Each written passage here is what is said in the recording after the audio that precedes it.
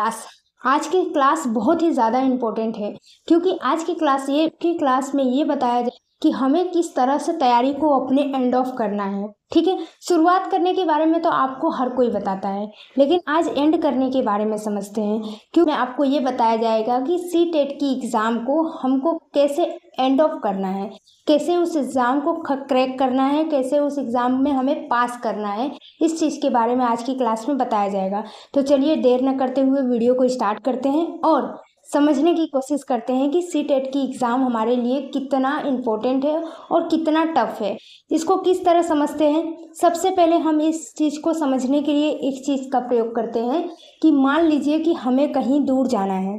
ठीक है, हमें बहुत दूर जाना है, तो अगर हमें बहुत दूर जाना है तो हम उसको जाने के लिए रास्ता तो तय करेंगे, और रास्ता तय करने में आपको जितना भी टाइम लगा वो आप एक तरह से आपकी स्टडी है, क्योंकि स्टडी आप आज से थोड़ी कर रहे हो, स्टडी तो आप बहुत पहले से कर रहे होगे।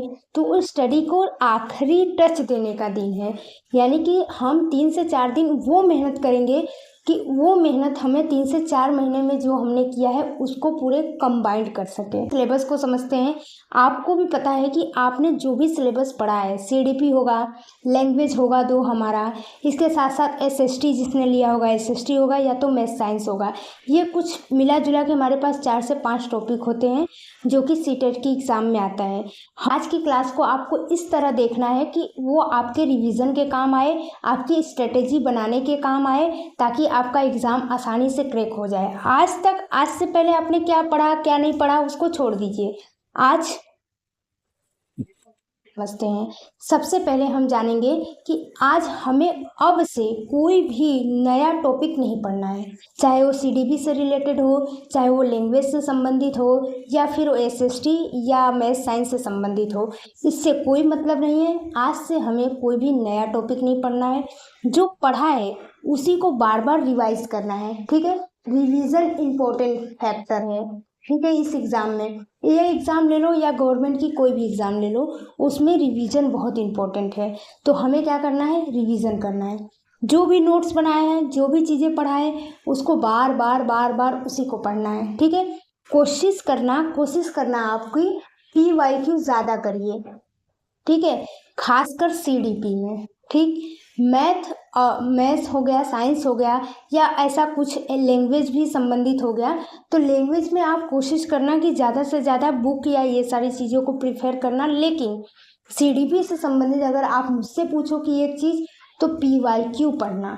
ओके, PYQ बहुत ही इंपॉर्टेंट होता है। ये एक ऐसा फैक्टर है जो पूरा गेम चेंजर होता है। ठीक, तो आपको सबसे पहले क्या करना है, बुक को रिवीजन करना है।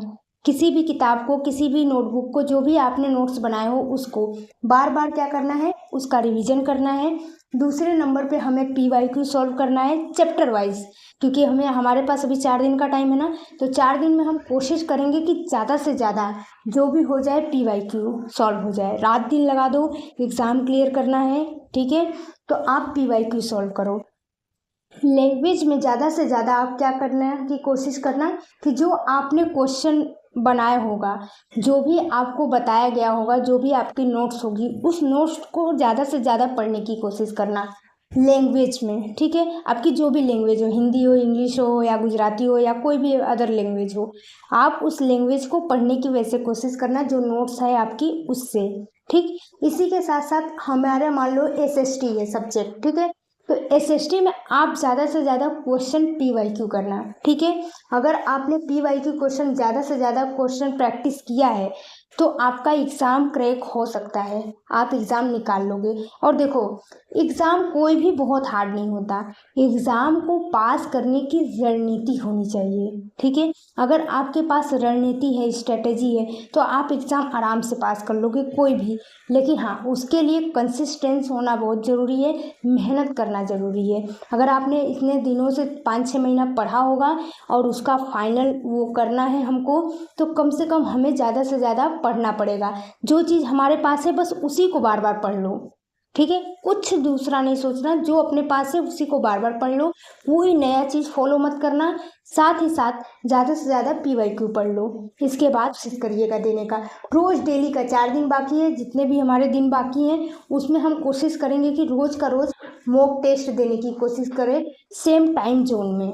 जितने बजे हमारा पेपर होता है उस समय के हिसाब से आपको एग्ज़ाम देना है। मॉक टेस्ट को एकदम एग्ज़ाम की तरह रियलाइज़ करना है और एग्ज़ाम देना है।